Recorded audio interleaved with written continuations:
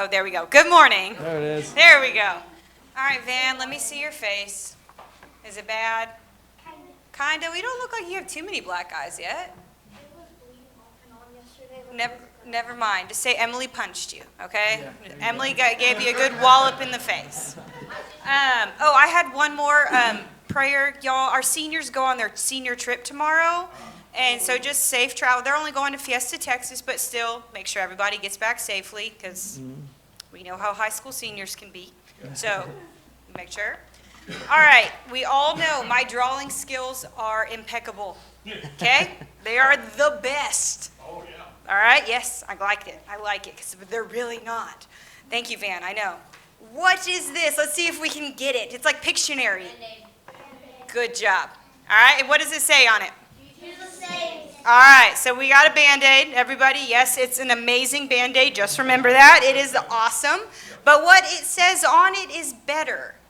Okay, the Band-Aid drawing is great, and my handwriting's whatever today, but We might auction it off. it could. I could be the next Picasso, everybody. So, but we have a Band-Aid, and what is the purpose of a Band-Aid? Yes. I was like, when we get ouchies or our boo-boos, right? That's what we put them on them after your mama kisses. And then it's to what? Protection. To protect from against germs. Good. So our Band-Aids keep germs out so our wounds don't get infected. And we heal better when wounds are covered, for the most part. Jesus once met a man who had been sick for 38 years. That's a really long time. That's older than me. Yeah. That's older than all of you. Okay? He had been sitting in a pool that could possibly cure his sickness. Jesus asked him, "Do you want to get well?" And the man got really defensive. Do we know what that means, guys? He got a little bit of an attitude. You know how your parents say don't have an attitude? I know my older girls, yes, I know your mothers have said that to y'all. Yes, Emily, I know. Okay? Like, this guy had been asked this question all the time, so he got a little ugly with it.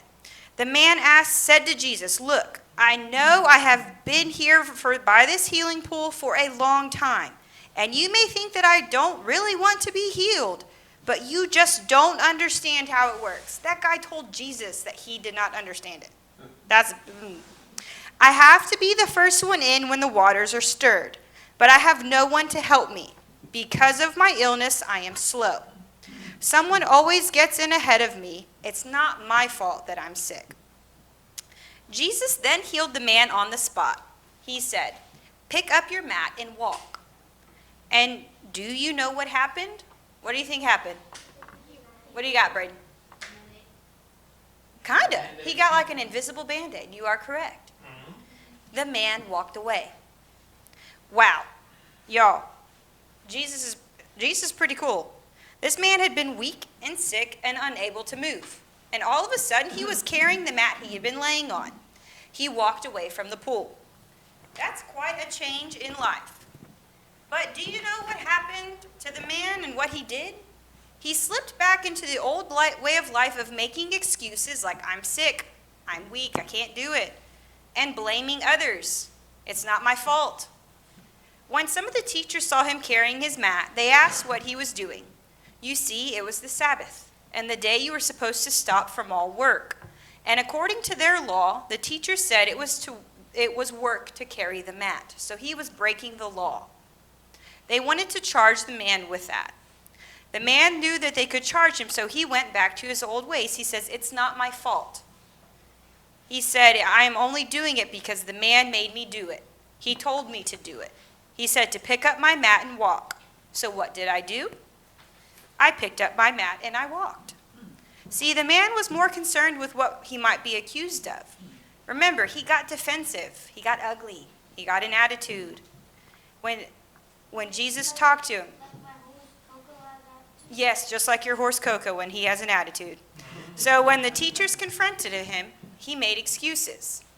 Jesus then reminded them he had been cured. He had a new life. He didn't have to hang on the ways of his old life. In fact, Jesus said by making excuses, the man was sinning.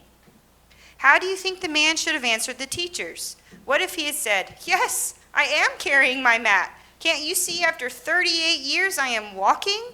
For crying out loud, that's a miracle. I'm going to jump and shout and carry my mat." How about you? Can you profoundly talk about the good things God has done for you? If you know Jesus, you are a new person. You don't have to live like you used to and make excuses or blame others. That's what this bandage is all about. Oh, where's my amazingly wonderful bandage? There it is. And it's upside down. Jesus saves. Check it out the next time you get injured. Put it on a wound and look at the new skin that grows underneath. Skin that's free of old germs, like making excuses and blaming others. Buddy, we need to put it on your face. Okay, Van, we need to put the Band-Aid on your face. One about that big. Yeah, right over your face. All right, guys, let's go ahead and bow our head and pray. Dear God. Dear God. Are you okay, baby? Okay. Please help us. Please help us To remember to heal to remember to heal when we want to make excuses. when we want to make excuses. Thank you. Amen. Thank you. Amen.